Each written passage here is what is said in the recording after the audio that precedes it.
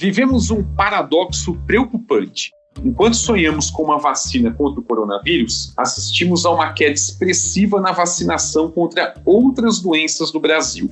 Isso é particularmente mais tenso em relação à imunização infantil. Só para vocês terem ideia, não estamos atingindo a meta de vacinação contra infecções sérias como sarampo, poliomielite e coqueluche. Como é que o Brasil, que já foi exemplo global em vacinação, começou a sofrer desse problema? Como é que podemos retomar os índices ideais e garantir proteção no presente e no futuro para as nossas crianças e para toda a sociedade?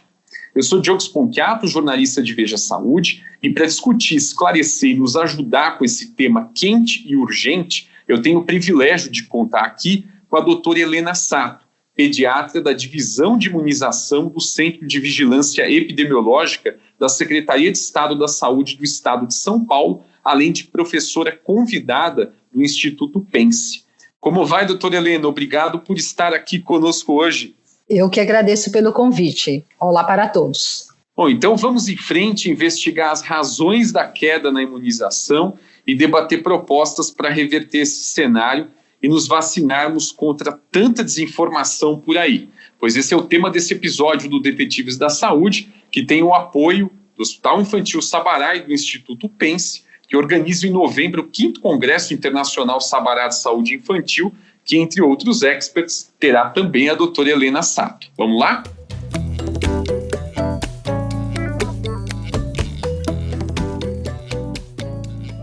Doutora Helena, vamos começar analisando esse fenômeno da queda na vacinação infantil, dando um passo atrás, com o intuito de entender o que é uma meta ideal de vacinação e por que ela pode variar de doença para doença. Diante do sarampo, por exemplo, a gente precisa que mais ou menos 95% da população esteja imunizada. Como é que funciona essa história das metas ideais de vacinação e por que a gente precisa obedecê-las para conferir, de fato, proteção para as crianças e para toda a sociedade? As metas são estabelecidas, pelo Programa Nacional de Imunizações, que segue também as orientações da Organização Pan-Americana da Saúde e a Organização Mundial da Saúde. Então, temos hoje, com certeza, no Brasil, um dos calendários mais completos do mundo, Temos aí uma grande, temos fazendo parte dos nossos calendários quase todas as mais importantes vacinas, e não basta apenas disponibilizarmos as vacinas, temos sim que acompanharmos as coberturas vacinais. E aí a questão das metas. De um modo geral, as coberturas vacinais, as metas a serem atingidas é de uma cobertura de 95% para as vacinas do calendário básico. Então são essas as metas que deverão ser cumpridas, são essas as metas que o Estado e o município trabalham para que elas sejam atingidas. Perfeito. E, doutora Helena, isso significa que se a gente não cumpre essa meta, parte da população está exposta a essas infecções? Com certeza. Essa sua questão é muito importante. Atingindo-se essas metas, o Estado e os municípios, elas vão conseguir evitar e reduzir a circulação desses vírus ou bactérias que causam as doenças imunopreveníveis. Muito bem, doutora Helena. Uma das explicações que os especialistas esboçam para esse declínio na vacinação infantil é a suposta invisibilidade das infecções combatidas pelas vacinas. O que a gente quer dizer com isso? Que é como se as vacinas fossem vítimas do seu próprio sucesso. Quando a gente diminui demais, ou praticamente zera o número de pacientes com pólio, a gente não vê pessoas com a doença e fica com aquela ilusão de que essa doença não existe mais. A senhora concorda com esse ponto de vista, com essa ideia de que a sociedade acabou deixando de valorizar as doenças infecciosas combatidas por vacinas e aí acaba relaxando na adesão à própria vacinação? Concordo. Essa é uma das situações que a gente observa como uma das causas de queda de coberturas vacinais. Então, eu quero dar o exemplo a polio, né? A polio já está erradicada no país há muitos anos. No entanto, temos ainda no mundo países como Paquistão e Afeganistão, onde o vírus da polio ainda continua circulando, né? E quando nós falamos essa frase, né, e falamos, olha, no Brasil não temos mais casos de polio, mas temos ainda alguns casos, surtos em outros países do mundo, algumas pessoas nos falam, então por que a gente deve continuar aplicando a vacina da polio no Brasil? Não temos mais a polio no Brasil há tantos anos, apenas em países em outros continentes. No entanto, o que a gente sempre reafirma e seguimos a orientação da Organização Mundial da Saúde, não temos os casos de polio aqui no Brasil, porque todos nós, né, todos os brasileiros, os estados trabalharam muito, né, vacinando adequadamente as nossas crianças, fazendo as ações de vigilância. No entanto, enquanto tivermos casos de polio em outros países do mundo, a vacina não deverá ser retirada dos calendários. A vacina contra a paralisia infantil fará parte dos calendários vacinais.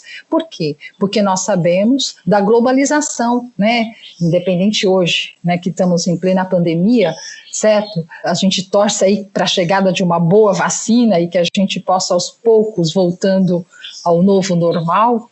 Não podemos baixar a guarda, temos que continuar sim vacinando adequadamente as nossas crianças, os nossos filhos, e não podemos baixar a guarda. A vacina da polio é fundamental que ainda seja aplicado e que as nossas crianças sejam vacinadas adequadamente com essa vacina.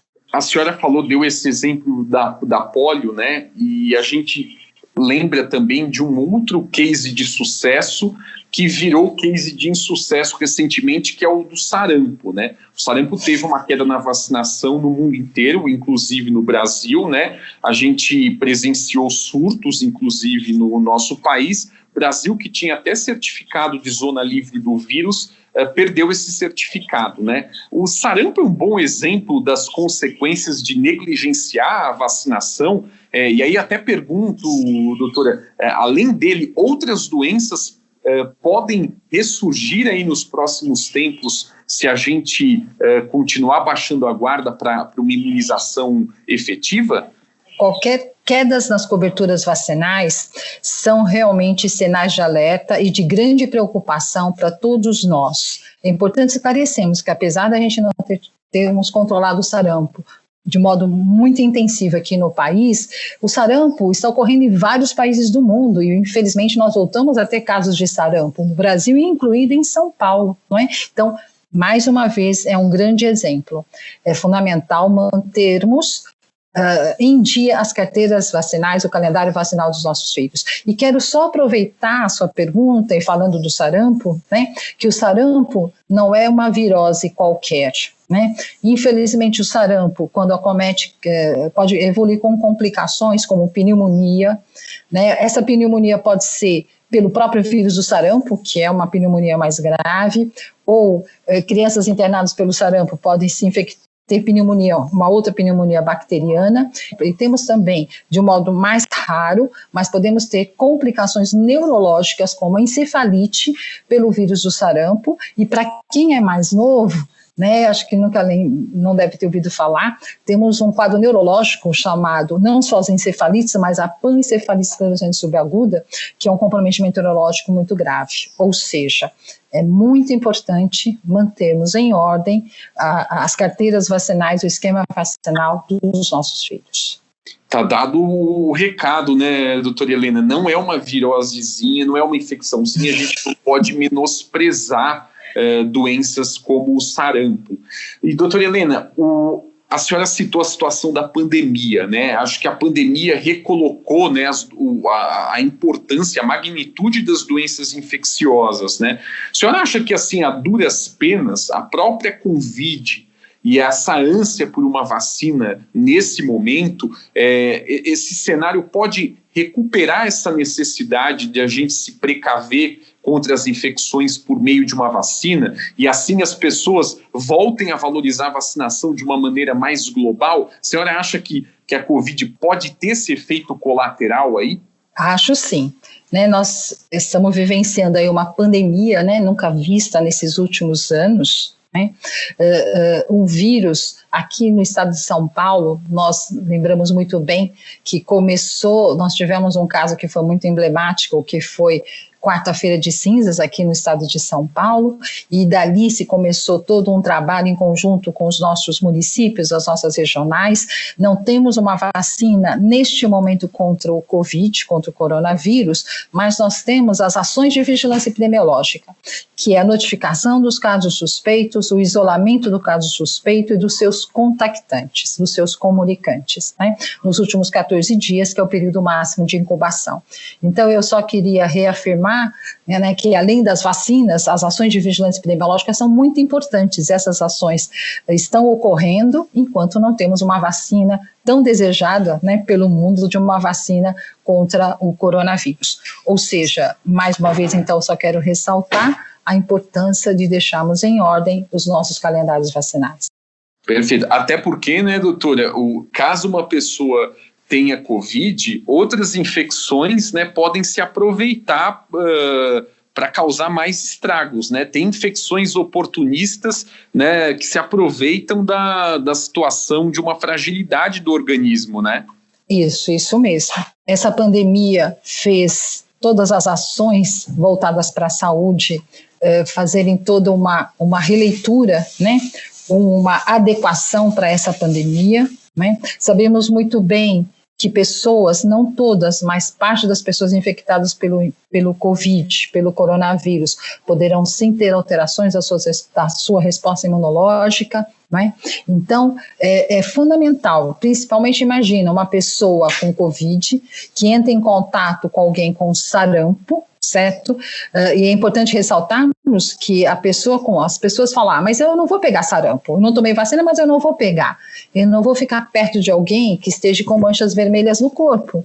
É importante a gente relembrar que o sarampo e muitas outras doenças infecciosas, em algumas situações, transmite até antes do aparecimento do exantema, do vermelho no corpo, né? Então, achar que o fato da gente ter distanciamento de pessoas que estão com sarampo ou outras doenças imunopreveníveis, isso será suficiente? Não é não. A melhor forma de nos prevenirmos é tomando a vacina. Infelizmente, ainda não temos uma vacina contra o Covid, contra o coronavírus, mas a gente espera que ela logo chegue, né? Temos aí uma previsão para o final do ano, começo do ano que vem, né? Vamos pensar de um modo mais pé no chão, mas enquanto isso, temos que tomar as medidas de precaução, né? O isolamento domiciliar, se necessitar sair na rua, né? Usar máscara adequadamente, né? Ao chegar no seu ambiente de trabalho ou voltar à sua casa, lavar as mãos, né? Lavar as mãos adequadamente com água e sabão. E quero aproveitar a sua pergunta, né? E relembrar, em relação ao Covid, em relação às pessoas infectadas pelo coronavírus, sabemos muito bem que pessoas com 60 anos ou mais, ou portadoras de alguma doença, uma comorbidade, como os asmáticos, os renais crônicos, os diabéticos, aquela mesma listinha dos grupos com comorbidade que a gente vacina contra o vírus influenza, é a mesma listinha. Então, por que eu estou reforçando isso? Né, aproveitando a nossa fala aqui, enquanto não temos vacina contra o Covid, mas temos medidas de prevenção fundamentais. Pessoas com 60 anos ou mais, ou pessoas portadoras de doença crônica, se precisar sair de casa, cuidado redobrado, usar máscara, né, adequadamente, ao chegar no seu ambiente de trabalho ou na sua casa, lavar as mãos adequadamente. Então, dados os conselhos aí da doutora Helena. Doutora Helena, os pais, né, são agentes cruciais na vacinação dos filhos, né? A gente fez uma pesquisa de percepção aqui pela editora Abril recentemente sobre autocuidado em tempos de pandemia. Nós ouvimos mais de 1.800 brasileiros.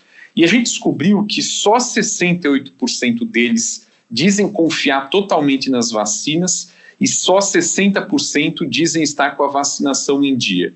Considerando, né, que são os pais que, né, levam os filhos para a vacinação, a gente não está dando o melhor exemplo nesse sentido?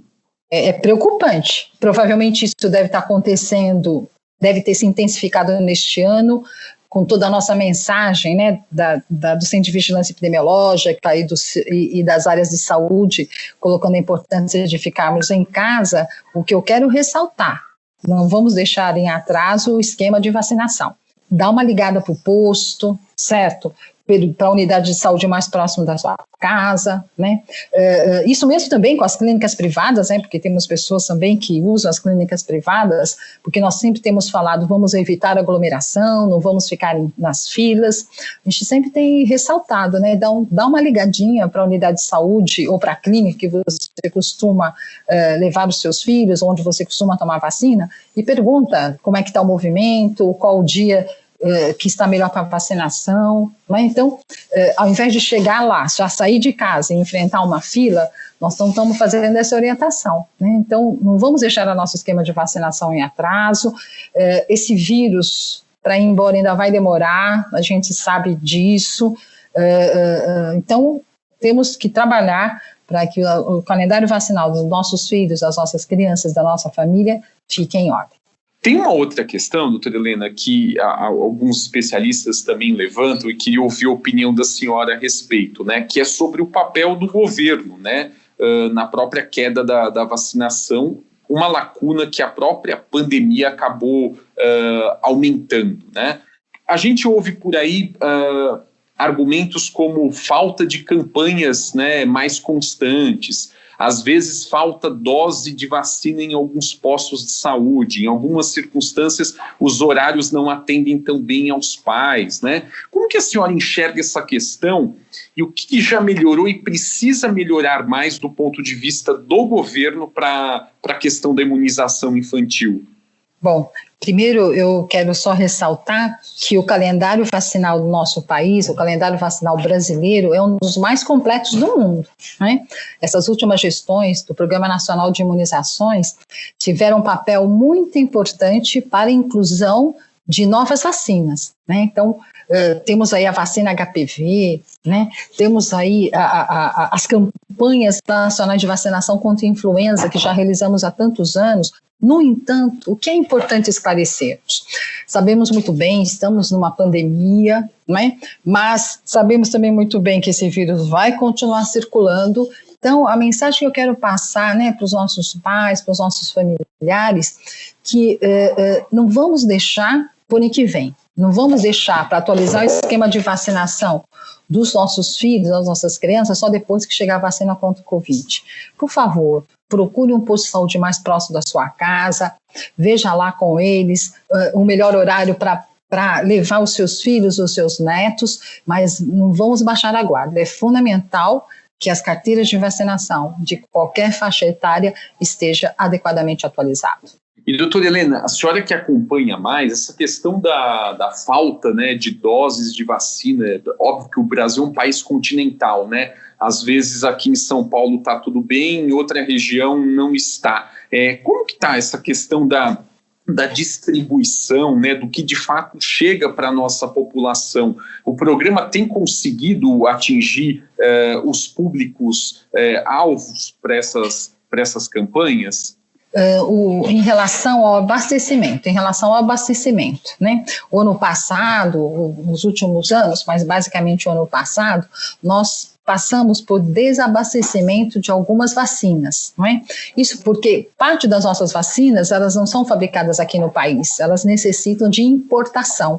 E muitas vezes, nessa questão de importação, nem sempre o laboratório onde é feita essa importação tem um quantitativo ou a produção que não teve nenhum problema. É importante esclarecermos, não é, que as vacinas na sua cadeia de produção, é raro, mas pode acontecer, problemas onde todo aquele lote produzido, se teve problema na produção de qualidade, né, porque todas as nossas vacinas passam por um rigoroso controle de qualidade, mas se alguma delas tem algum problema, esse lote é todo desprezado. Então, o ano passado nós tivemos, sim, alguns momentos de desabastecimento, então esse é um alerta importante, né? Não vamos baixar a guarda.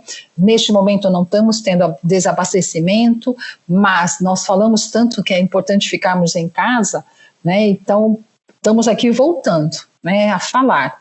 Vamos voltando aos postos de vacinação, para que a gente possa gradativamente atualizando o esquema de vacinação, em especial chamado para o sarampo, que é uma doença imunoprevenível, e sabemos muito bem a elevada transmissibilidade desse vírus. Tem outro ingrediente para a derrocada na vacinação que merece um capítulo à parte, que são as fake news, as pseudociências e aquelas armações dos movimentos anti-vacina. E esse é o tema do nosso segundo bloco.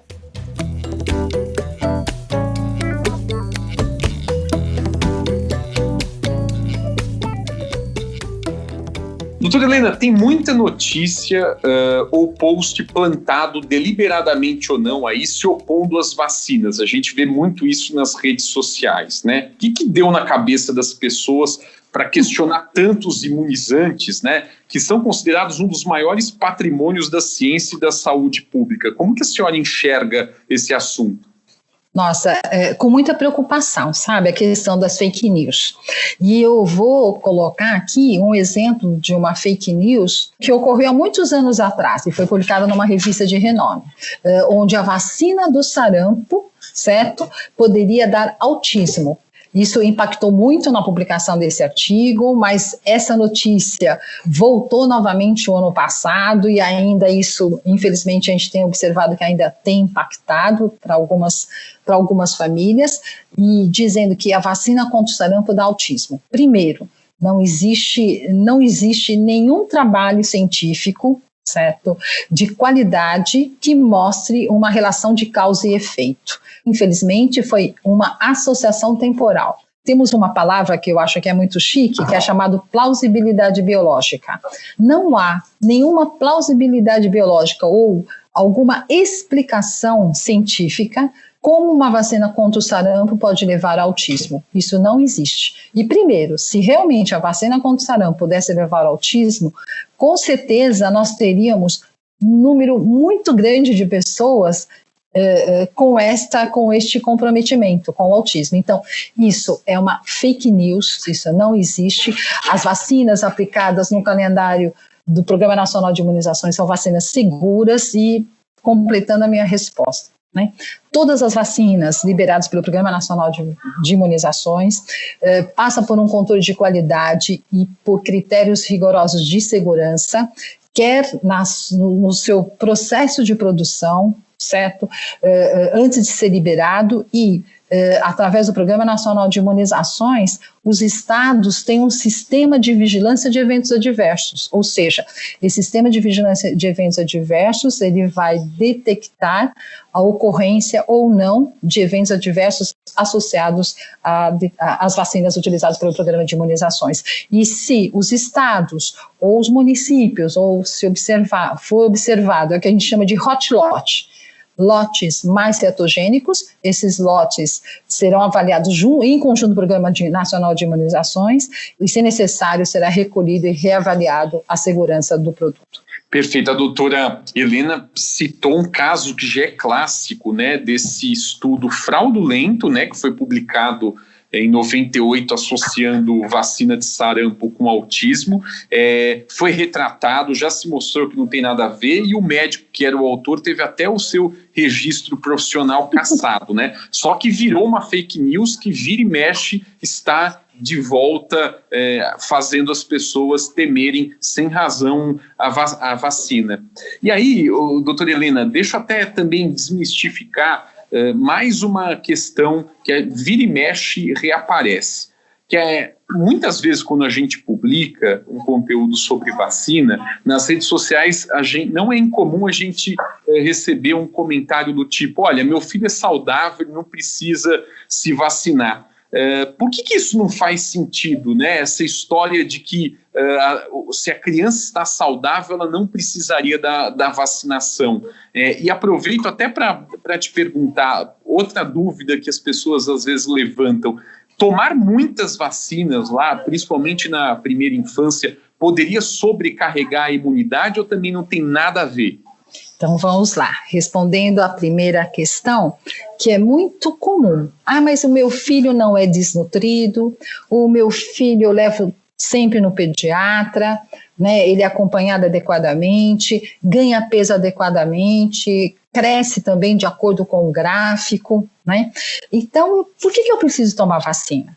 É fundamental tomarmos vacina porque temos doenças que, independente da situação clínica, né, e da evolução do peso e do crescimento dos nossos filhos, temos doenças que, independente disso, de um excelente desenvolvimento, a pessoa poderá se infectar por uma dessas doenças imunopreveníveis, né?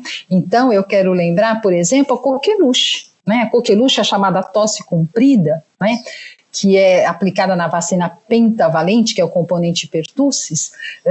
A coqueluche, ela pode acometer qualquer faixa etária, independente do nível socioeconômico, né? Temos aí também o tétano, né? O tétano chamado mal de 7 dias, então quero relembrar a importância dos reforços a cada 10 anos, porque essa vacina, para ter uma adequada proteção, ela precisa de reforços a cada 10 anos. O tétano é aquela famosa doença que a gente costuma exemplificar, né? Eu estava andando, certo? Estava andando na praia ou no meu sítio e furei o pé com um prego, e o prego estava enferrujado. Se a vacina dessa pessoa que feriu o pé com prego, né, não estiver atualizada, não tiver com o esquema adequado, infelizmente, essa pessoa poderá sim adquirir o tétano. E sabemos muito bem, o tétano é uma doença extremamente grave. Então, com tudo isso que eu quero só reforçar, né, vacina, eu costumo dizer que é o bem público, né? É uma vacina que está disponível uma vacina do SUS, ela vai estar disponível em qualquer sala de vacina. Então não podemos baixar a guarda, temos sim que tomar vacina e não procurar vacina apenas quando a gente estiver doente. Não, a vacina está aí exatamente para nos prevenirmos contra as doenças.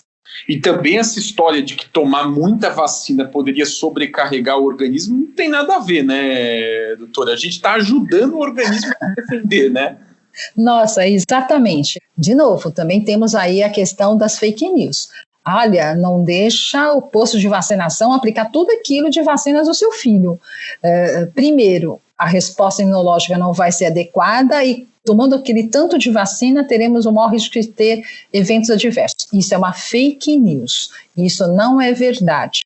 O sistema imunológico é extremamente competente para responder qualquer uma das nossas vacinas, qualquer uma das vacinas aplicadas no calendário. E a vacinação simultânea, que é aquela vacinação que chamamos a simultaneidade de vacinas, são vacinas aplicadas no mesmo dia, no mesmo momento. Então, o cumprimento do calendário hoje, né, com a vacinação simultânea, ou seja, não aplicamos uma vacina por vez.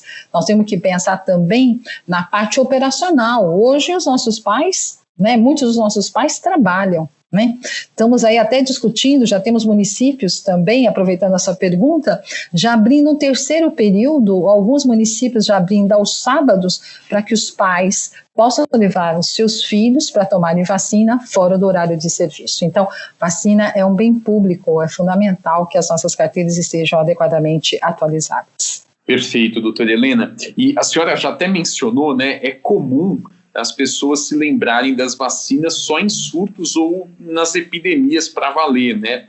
E a vacinação é algo que tem que ser, assim, parte do nosso dia a dia, né? Para levar ao máximo aquele famoso ditado do prevenir é melhor que remediar, né? A gente precisa ter uma postura mais ativa de olhar para a caderneta, ficar em cima para ver se está tudo certinho, inclusive para fazer os reforços, como do tétano que a senhora citou? Sim, isso é fundamental, né? Então, a primeira vacina é aplicada ao nascer, na maternidade. Então, deixa eu aproveitar e explicar isso, né? Por que a vacina BCG é aplicada ao nascer na maternidade? Então, eu costumo dizer, né, carinhosamente, quem trabalha com imunização tem o seu lado obsessivo de ser. Por quê? Porque a vacina BCG é feita na maternidade? Porque os trabalhos apontam que para uma adequada proteção é fundamental que a vacina BCG seja aplicada antes que essa criança entre em contato com Mycobacterium tuberculosis.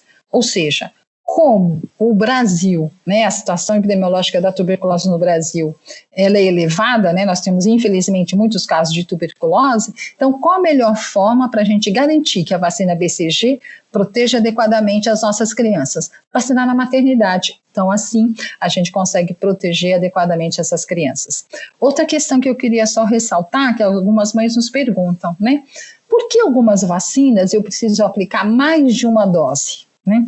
Porque algumas vacinas, uma única dose não é suficiente para desencadear resposta protetora. Né? Então, toda vacina aplicada estimula a resposta imunológica e vai produzir anticorpos. E estimula também uma célula, que a gente costuma dizer que são células extremamente parceiras e companheiras das ações de vacinação, que são as células de memória.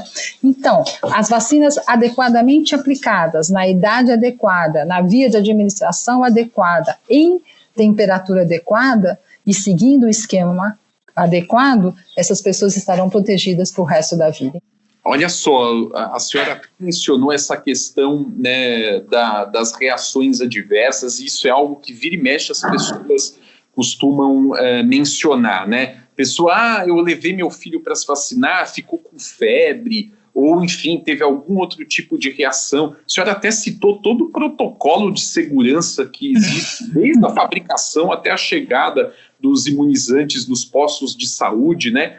Se a senhora puder só explicar, né, para os nossos ouvintes essa questão das eventuais reações adversas de uma vacina, que são raras, né, e como que isso é controlado, é monitorado até pelo Serviço de Vigilância Epidemiológica. Conta para a gente um pouquinho. Então vamos lá. Eu quero dar o exemplo da vacina pentavalente, né, que é aplicada no calendário básico, que vai proteger contra difteria, tétano, coqueluche, né, hemófilos. Então, essa vacina pentavalente é uma daquelas, principalmente que é aplicada nos primeiros meses de vida, é uma vacina que é aplicada no vaso lateral. Não quero aproveitar que já aplicamos no vaso lateral, que é na coxa há muito tempo, mas nunca é demais relembrarmos que alguns pais ficam até preocupados. Nossa, mas quando eu era pequena eu tomava no glúteo, né? Então, já sabemos que a melhor forma de aplicação quando é uma vacina intramuscular é aplicar no vaso lateral, que é na coxa. Então, a vacina pentavalente, ela pode ter em torno de 40%, 30% a 40% das crianças que tomam a vacina poderão ter febre. Então, por isso que as unidades já explicam. Se o meu filho, se tiver febre, usar o antitérmico, que o pediatra costuma dizer, não é? Se ficar inchadinho, um pouquinho doloroso, fazer compressas frias. E eu quero aproveitar essa questão e colocarmos a seguinte questão. No passado, se falava em dar antitérmico profilático. Né, se dar um antitérmico uma hora antes de tomar vacina, porque aí a criança não teria febre e teria o menor desconforto. Essa orientação caiu, não se coloca mais, então só vamos administrar o antitérmico, o analgésico para este bebê se ele tiver dor local ou se tiver febre. Ou seja, resumindo, as nossas vacinas são extremamente seguras, né? Os estudos de segurança são avaliados logo lá antes da liberação de qualquer vacina, são os estudos chamados de fase 1, 2 e 3. Então nós temos a fase 1 e a fase 2 de um estudo de uma vacina que vai avaliar basicamente após a aplicação de cada dose, porque temos vacinas com 1, 2 ou 3, então de acordo com o esquema vacinal preconizado, será avaliado o quê? Na fase 1 e na fase 2. Se a pessoa que recebeu a vacina irá desenvolver anticorpos, que é a IgG, né? A primeira classe de anticorpo é a IgM, na fase aguda, e depois a IgG, é a imunoglobulina, que perdura por muitos anos. Né? Uma outra avaliação imunológica importante é se essas vacinas aplicadas estimulam as células de memória. Células de memória quais são? São células importantes que uma vez a pessoa vacinada adequadamente, além de produzir anticorpo, estimula as células de memória. Isso significa, se a pessoa entrar em contato com um desses agentes, né, que a vacina está protegendo, seja lá dali 5 ou 10 anos, as células de memória elas já foram sensibilizadas e ela vai rapidamente produzir anticorpos protetores. Ou seja, então, os estudos de fase 1 e 2 avaliam basicamente segurança e resposta imunológica. De um modo geral, a fase 1 e 2 envolve um número pequeno de pessoas, né? Não costuma ser mais do que 10 pessoas. Hoje temos fase 2 já com um número que chega na casa de centenas, mas o que é importante ressaltarmos, né, para os nossos ouvintes, que a fase 1 e fase 2 são fundamentais para avaliar se o produto que está sendo aplicado protege e já avalia parte da segurança. E a fase 3 é a fase ouro de qualquer pessoa que estuda vacina, de qualquer laboratório produtor ou dos cientistas que estudam vacina. O que é a fase 3? A fase 3, de modo cego, quem aplica e quem recebe não sabe se está recebendo a vacina ou o placebo, né? E essas pessoas então são vacinadas, são acompanhadas também em relação ao evento adverso. Mais uma vez é importante ressaltarmos que é duplo cego. Então a fase 3 irá avaliar se ocorre evento adverso e irá avaliar a proteção. Então, o que se espera de uma vacina adequada, uma vacina boa, é que o grupo que recebeu a vacina desencadeie uma resposta imunológica adequada e que essas pessoas vacinadas estejam adequadamente protegidas. Então, essa é a fase 3, é a chamada fase ouro. E uma vez passando as vacinas, os imunobiológicos, passando por essas 3 fases, né, essas vacinas são liberadas para produção. Então, temos aí, quero ressaltar, né, 2 grandes laboratórios produtores no Brasil, que é o Instituto Butantan e Biomanguinhos, Instituto Butantan aqui no estado de São Paulo, Biomanguinhos no Rio de Janeiro, são 2 grandes laboratórios produtores importantes, né? Então, e no processo de produção, as vacinas também passam por critérios de segurança e uma outra etapa importante para a avaliação de segurança das vacinas é, após a vacina ser distribuída para a população em geral, os estados, sob coordenação do Programa Nacional de Imunizações, têm um sistema de vigilância de eventos adversos para avaliação se aquelas vacinas que estão sendo aplicadas nas unidades básicas de saúde são seguras e, com isso, a vacina, a sua continuidade é mantida. Legal, doutora Helena, tem todo um caminho para demonstrar, né, a segurança e eficácia dos imunizantes. Por isso que a gente tem que se aproveitar desse tesouro do ponto de vista de saúde pública, como disse a doutora Helena. Doutora Helena, para fechar esse bloco, queria também ouvir sua opinião sobre uma questão que tem preocupado muito lá fora e que começa a engatinhar por aqui, que são os movimentos anti-vacina. São movimentos que, principalmente na internet, disseminam conteúdos críticos e muitas vezes infundados sobre vacinação. Eles estão já conseguindo impor consequências ruins aí nesse ecossistema de fake news e reduzindo as taxas de vacinação, doutora?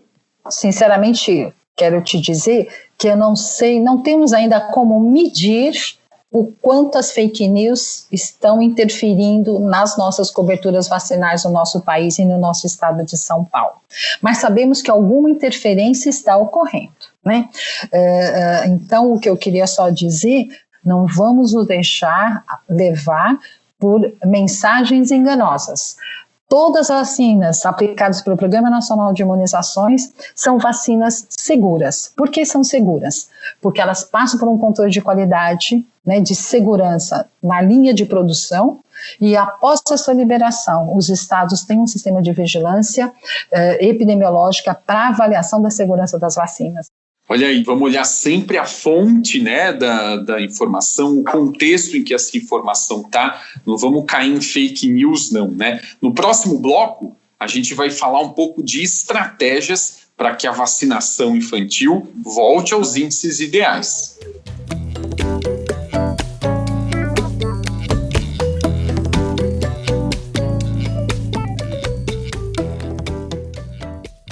Doutora Helena, quando a gente fala lá da caderneta de vacinação, né, não é raro ouvir por aí frases do tipo, nossa, nem sei onde está a minha, onde foi parado o meu filho, né? E a gente já está sublinhando aqui nesse episódio a importância de manter essa caderneta em dia, né, de guardar ela com carinho e consultá-la, né? Mas uma dúvida que persiste por aí é a seguinte, na dúvida se você ou seu filho tomou ou não uma vacina, como se deve proceder? Tem, assim, alguma regra geral do que a gente deve fazer quando não lembra se o filho ou nós mesmos tomamos uma vacina? O documento que nós temos é um documento que a gente deve guardar, como qualquer RG, certidão de nascimento, documento dos nossos familiares, é a carteira de vacinação. Então, toda dose aplicada é adequadamente registrada nessa carteira de vacinação. Então, este é um documento fundamental para que a gente guarde com todo carinho. Mais recentemente, nos últimos 3 anos, o Programa Nacional de Imunizações implantou, então alguns estados já implantaram isso completamente em todas as salas de vacina, mas implantou um sistema nominal, que eu acho um sistema maravilhoso, onde num sistema informatizado é anotado o nome da pessoa, data de nascimento, endereço e várias outras informações, e lá está anotado todas as vacinas recebidas. Como ela foi aplicada nos últimos anos, a gente não tem o registro de todo mundo, mas pelo menos esses últimos anos, o registro de todas as doses aplicadas, a data aplicada, o lote, a vacina, então nós temos aí um sistema bastante precioso. Ou seja, se a pessoa perdeu a carteira, isso já, né, e vai na unidade e não tem o registro, essa pessoa irá receber todas as vacinas novamente, né, para garantirmos uma adequada proteção. Mas a primeira pergunta que vem quando na sala de vacina se fala para quem perdeu a carteira e não tem como levantar o que recebeu, as pessoas falam, eu não vou tomar não vou tomar de novo, não vou deixar meu filho tomar de novo, porque se tomar de novo não aumenta a chance de ter reação? Não há chance. Se a pessoa realmente tomou a vacina, né, e perdeu a carteira, não temos como assegurar, nós temos que trabalhar com a segurança, nós temos que trabalhar com a certeza. A pessoa perdeu a carteira e não temos como achar que doses foram aplicadas, elas serão revacinadas novamente.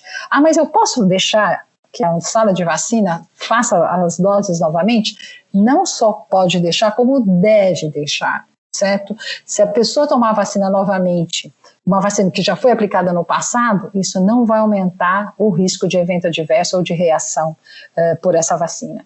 Nós temos sim que ter segurança das doses aplicadas.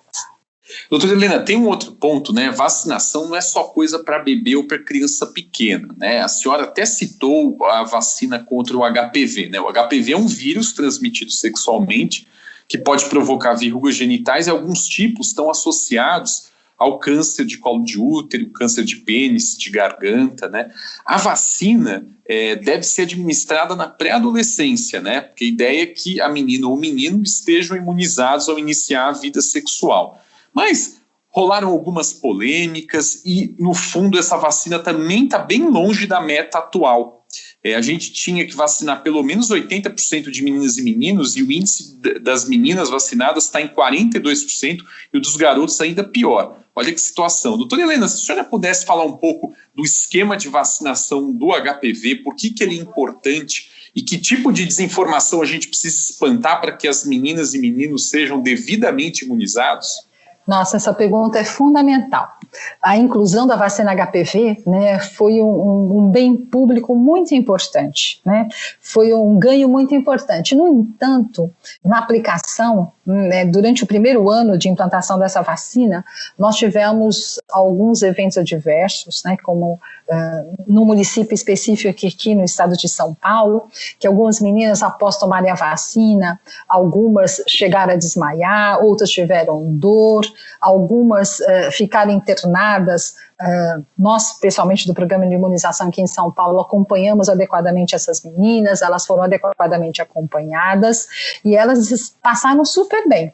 Nós identificamos o que elas tiveram, né? É a chamada reação de ansiedade pós-vacina, né? Então, só para a gente relembrar, principalmente os adolescentes com o medo que alguma injeção, porque isso não dá só com vacina, mas com medo que a injeção, que a dor que uma injeção possa causar, temos meninas ou meninos que ficam muito nervosos e têm a chamada reação de ansiedade pós-vacina.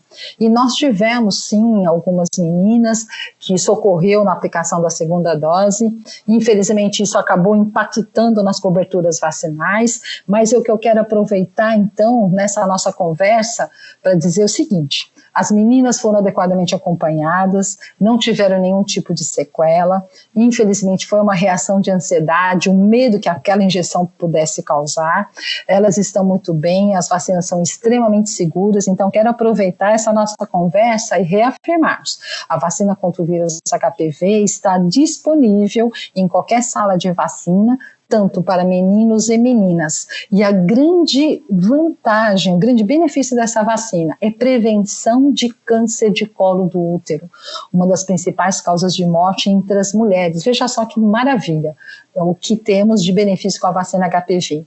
Então, em relação às mulheres, é prevenção de câncer de colo do útero, prevenção de câncer de ovário, e para os meninos também temos aí a prevenção basicamente em relação ao câncer de pênis. Então, é uma vacina extremamente importante e segura. Essa é a principal mensagem que eu quero colocar em relação à vacina HPV. É uma vacina extremamente segura e eficaz. E, doutora Helena, tem algumas propostas, né, para até aprimorar a vacinação dos adolescentes, incluindo aí a vacinação para o HPV, que é de levar as vacinas para as escolas, né, para o ambiente escolar. Como a senhora vê isso? Isso seria uma forma da gente melhorar a vacinação desse público? Sim, eu vejo com muito bons olhos. Quando nós implantamos a vacina HPV no estado de São Paulo, nós tivemos municípios e regionais que conseguiram fazer isso, que foram nas escolas, certo? Aproveitar, faziam uma parceria, né, com as escolas municipais, com as escolas estaduais, e as equipes iam diretamente na escola, certo? Vacinando as alunas, né, as meninas e os meninos com essa vacina. A gente espera, né, que apesar da pandemia, de modo organizado, a gente possa estar voltando gradativamente essas ações de vacinação nas escolas. Doutora Helena, hoje quando a gente vê essa questão da queda da vacinação infantil, né, na sua avaliação, né, fazendo um resumo da ópera, quais seriam os principais pilares de trabalho para reverter, né, essa queda, e onde estariam os desafios mais críticos na sua avaliação? O que a gente teria que fazer urgentemente para melhorar a cobertura vacinal? Bom, primeiro, urgentemente, é isso que nós já estamos fazendo, né? Reforçar, né, a informação da importância das vacinas. Então, o que eu queria reafirmar e o que é importante, né? Independente da pandemia, é fundamental que a gente compareça aos postos de vacinação para que a gente atualize a carteira de vacinação. Muitas vezes que a gente não vamos deixar para levar só quando chegar a vacina contra o Covid. Nós não sabemos ainda quando vai chegar a vacina contra o Covid, estamos todos torcendo para ela que chegue em breve, mas não vamos esperar até a chegada. Então, as pessoas que têm dúvida se o calendário vacinal está em ordem, ou tem lá, né, as nossas equipes de vacinação anotam a lápis, certo? A data de retorno. Então, a mensagem que eu queria só deixarmos claro, né? Hoje temos um dos calendários mais completos do mundo, certo? Temos vacina, lembrando que vacina não é apenas para criança, temos o calendário de criança, do adolescente, do adulto, das pessoas com 60 anos ou mais, temos calendários vacinantes para todas as faixas etárias, então não vamos deixar para depois, vamos procurar uma unidade de saúde. Eu costumo dizer, dá uma ligada ou passa no posto antes, né, para ver se tem fila, agenda o horário, mas independente da pandemia, vamos recuperar as nossas coberturas vacinais, que é muito importante.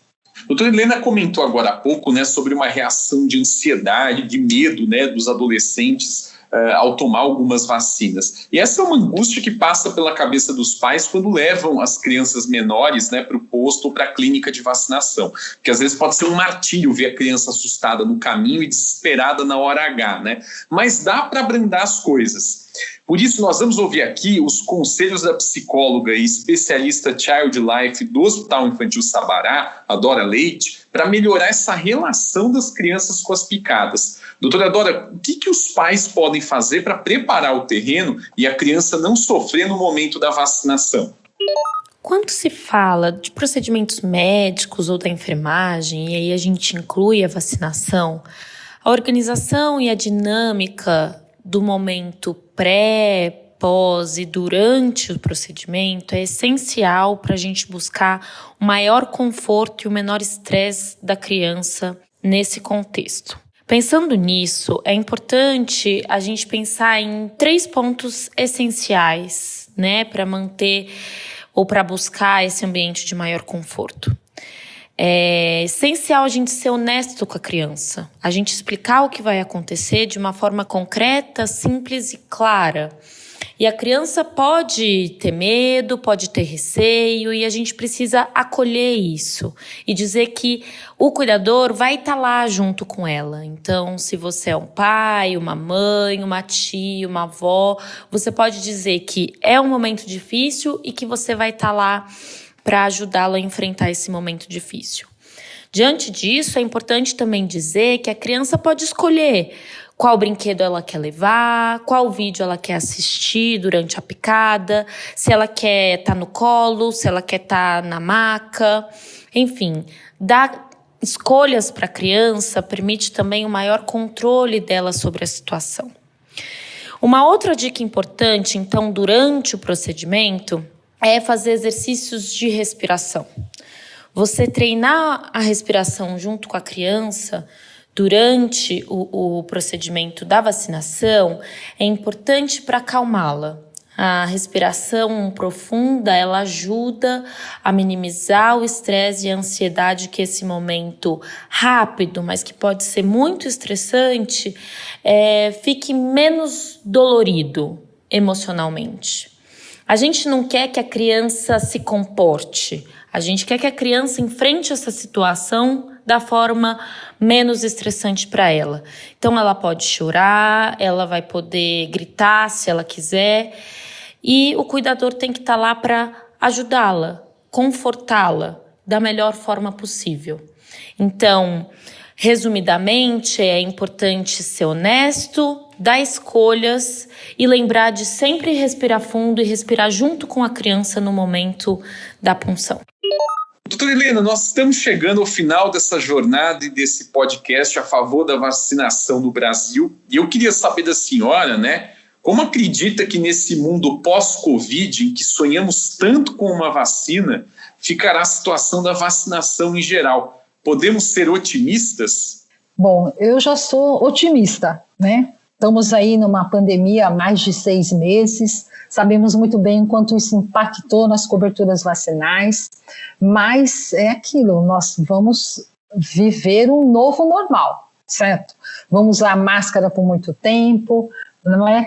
Ao sair de casa, né? Ou para o trabalho, ou ir para o supermercado. Então, ou sair de casa, nós vamos ter que continuar usando máscara, nós vamos ter que continuar reforçando a adequada lavagem das mãos, né? Então, eu estou muito otimista, sim, que isso ainda vai acontecer, mas eu estou otimista que essa vacina venha em breve, né? Então, eu quero mais uma vez reafirmar, vamos atualizar o esquema de vacinação. Não vamos deixar para trás, nós temos o bem público muito grande, que é um calendário de vacinação extremamente completo, as vacinas são seguras, e vamos então gradativamente atualizar o esquema de vacinação.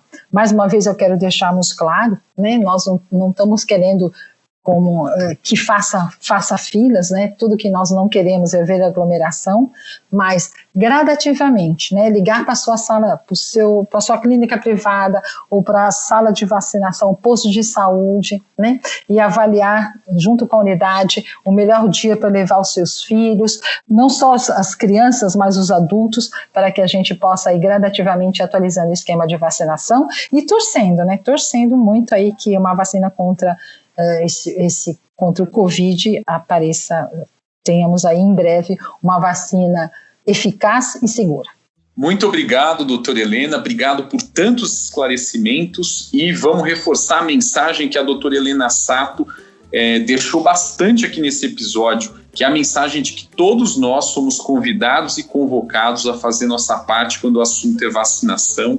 seja a vacinação de nós mesmos, seja para a vacinação dos nossos filhos. Muito obrigado por participar desse episódio do Detetives da Saúde, doutora Helena. Eu que agradeço pelo convite. Muito obrigada. Esse episódio do Detetives da Saúde tem o apoio do Hospital Infantil Sabará e do Instituto Pense, em São Paulo, e chega ao fim ecoando essa mensagem de que precisamos vacinar, precisamos reverter a queda nos índices de vacinação. Eu quero agradecer ao Rafael Bertazzi na mesa de som e a vocês aí do outro lado, e lembrar que em novembro ocorre a 5ª edição do Congresso de Saúde Infantil do Sabará, que vai debater este e outros temas cruciais em pediatria. Muito obrigado, se cuidem e até uma próxima.